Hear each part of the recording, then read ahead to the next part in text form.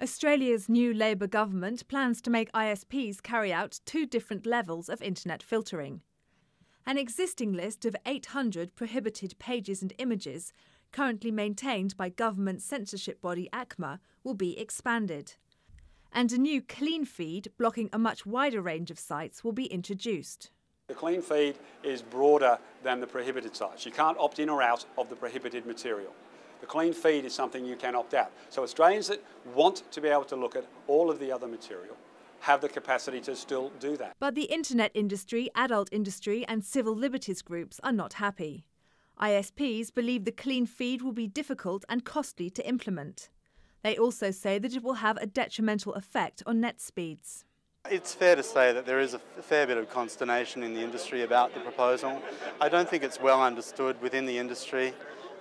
There is a little bit of ambiguity around the policy itself. Companies like Telstra and all of the peers that were our competitors in the market, we can't be police. We can't, technology will always outrun and outsmart anything that we did yesterday, and people will find ways around. So there have to be different ways to get at it versus us just trying to find a technology solution that gets outmoded, outdated, literally the day that you start implementing it, and you spend a lot of money doing those things. It's not a good use of capital. A particular concern is dynamic filtering. This would mean that ISPs had to check every element of every web page that a user tried to access. This is extremely expensive to do and could greatly slow internet speeds. There are also concerns about scope creep of censorship to areas other than obvious nasties such as child porn. Most opponents point out that internet censorship would have to be draconian to be effective. This would result in a massive overblocking of many legitimate internet sites. Countries such as China, Saudi Arabia and the United Arab Emirates are notorious for their heavy censorship. But even there, banned content gets through, and users find increasingly innovative ways to bypass the block. This is unprecedented. No one in the Western world is doing this. Possibly, parts of the Middle East, they attempt to do something like this. But there's no precedent for this. It's not going to work. It will pose huge costs on ISPs. Adult industry group Eros says the opt-out method is a particular problem. In 1999, the government made telephone sex chat lines opt-in. They had previously been receiving around 1.4 million calls a month. Eros says only 68 people called to opt back in, and the local industry was effectively obliterated. They fear a similar outcome for Australia's legitimate adult internet sites. Who decides what goes on the block lists? What procedures are there for taking things off the block lists? What accountability is there? Things like that.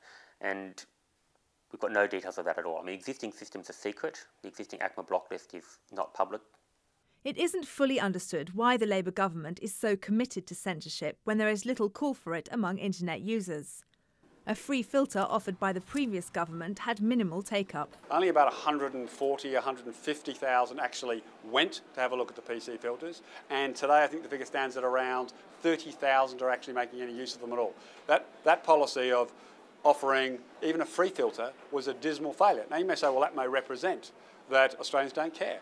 What I'd say to you is many families, many parents don't understand the best way to use this technology. The reality is that parents of small children represent just 27% of Australian households. Government research found that only 2 in 5 of these parents expressed some level of concern about their child's internet use. Even companies that produce content control software are uneasy with state-level filtering. Well, I think that the government should not do that. There is this common denominator, which everyone would stop. But beyond that, if you look at Australia, look at the US, the UK, our strength fundamentally is we're pluralistic societies, and one size does not fit all.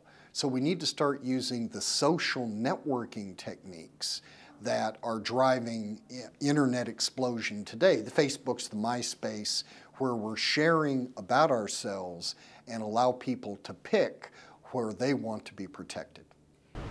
The government says it is collaborating closely with the internet industry and will carry out extensive tests before introducing any filtering. But whatever the results of those tests show, the filtering is a done deal. Lisa Creffield, Sky News Business Channel.